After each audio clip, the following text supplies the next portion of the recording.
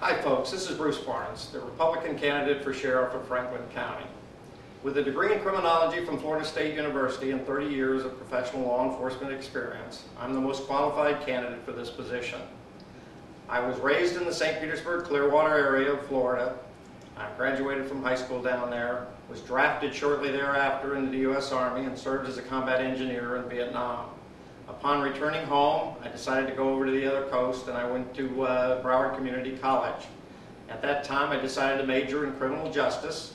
This was a time when President Nixon was encouraging law enforcement folks to become higher educated. I transferred up to Florida State University. At the time, it was the only university in the state that had a degree in criminology.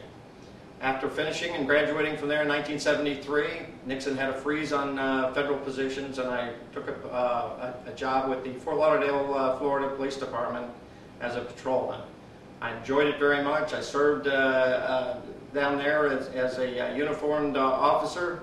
Actually probably participated in a number of spring breaks that at that time were probably the equivalent to St. George.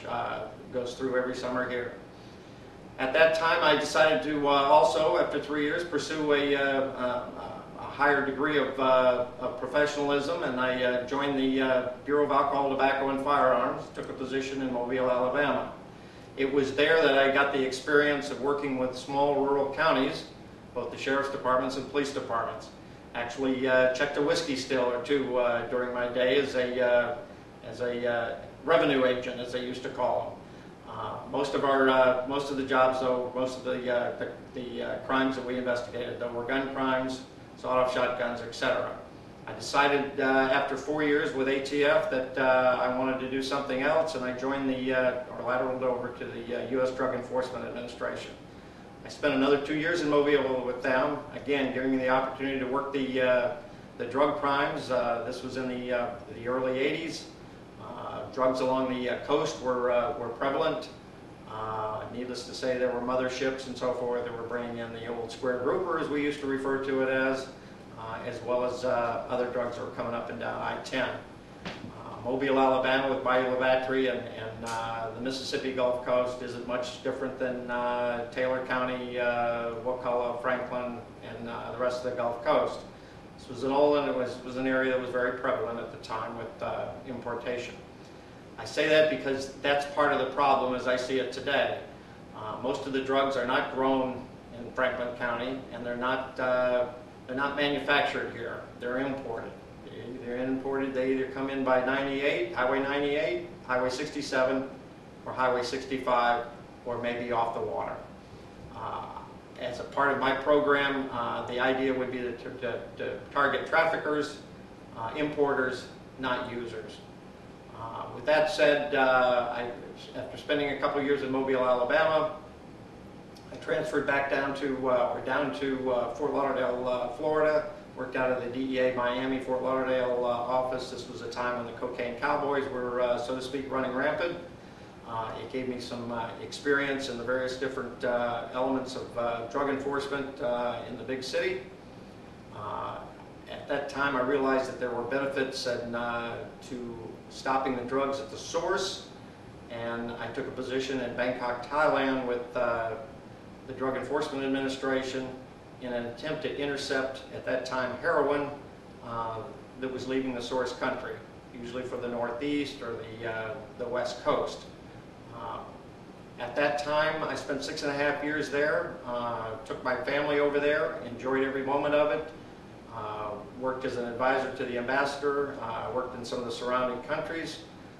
Gave me a feeling of working with the host country law enforcement folks that it's something else that I can always bring to the table here in Franklin County.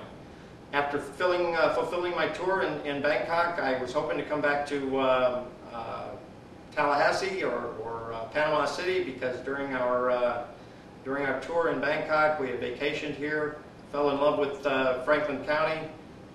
Fortunately, we bought a lot in St. George Island. Got Carl Hoffman to build us a house, and we had always hoped to come back and live and raise a family here. As the government saw it, though, they didn't have a position for me in either of those cities and sent me back down to Miami, Fort Lauderdale, where the real problems were.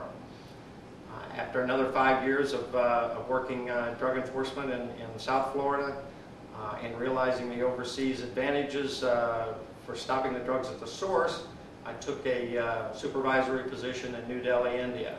This gave me the opportunity to work as an advisor right for the ambassador of India as well as the surrounding countries.